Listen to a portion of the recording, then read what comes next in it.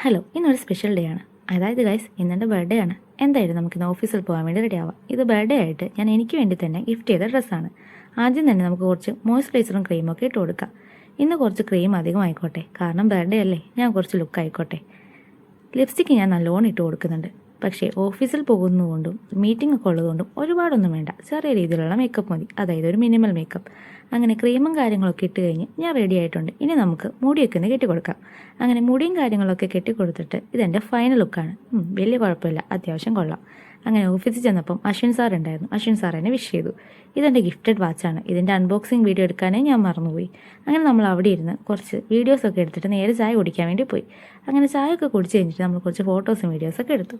പിന്നെ ഉച്ചയ്ക്ക് നമ്മുടെ ഓഫീസിൽ ചെറിയൊരു പ്രോഗ്രാം ഉണ്ടായിരുന്നു. കുറച്ച് സ്നാക്സും കാര്യങ്ങളൊക്കെ വാങ്ങിയിട്ടുണ്ടായിരുന്നു. നമ്മുടെ ഓഫീസിൽ നിന്ന് ഒരു ഏട്ടൻ പോകുന്നുണ്ട്, അതിൻ്റെ യാത്രയപ്പാണ്. അങ്ങനെ കുറച്ച് ഫോട്ടോസും വീഡിയോ ഒക്കെ എടുത്തിട്ട് ഇതാണ് എൻ്റെ ഓഫീസിലെ എൻ്റെ ബെസ്റ്റ് ഹാപ്പി ടീം എന്ന് പറയുന്നത്. പിന്നെ കിട്ടിയ ബ്രേക്ക് ടൈമിൽ ഞങ്ങൾ കുറച്ച് ഗെയിമും കാര്യങ്ങളൊക്കെ വെച്ചിട്ടുണ്ടായിരുന്നു. അനക്ക് എൻ്റെ കയ്യിൽ എന്തോ കാര്യമായിട്ട് വരയ്ക്കുന്നുണ്ട്.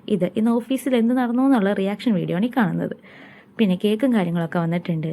അങ്ങനെ യാത്രയപ്പും പ്രോഗ്രാമൊക്കെ കഴിഞ്ഞ് നമ്മുടെ ഓഫീസിൽ ബർത്ത്ഡേ കഴിഞ്ഞവരും ബർത്ത്ഡേ ഉള്ളവരുടെയൊക്കെ കൂടെ കേക്ക് കട്ടിങ്ങാണ് നടക്കുന്നത്.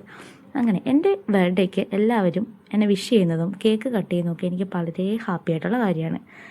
അങ്ങനെ കേക്കൊക്കെ കട്ട് ചെയ്ത് കഴിഞ്ഞ് നേരെ നമ്മൾ ഒരു മീറ്റിങ്ങിന് വേണ്ടി പോയി. ഇന്നെന്തായാലും എല്ലാവരും എന്നെ വിഷ് ചെയ്തിട്ടുണ്ടായിരുന്നു. ഞാൻ ഭയങ്കര ഹാപ്പിയായിരുന്നു. ഇന്നത്തെ മീറ്റിങ്ങും വലിയ കുഴപ്പമില്ലാണ്ട് സൂപ്പറായിട്ട് കഴിഞ്ഞു പോയിട്ടുണ്ടായിരുന്നു. അപ്പോൾ ഇത്രേ ഉള്ളൂ. Okay, by.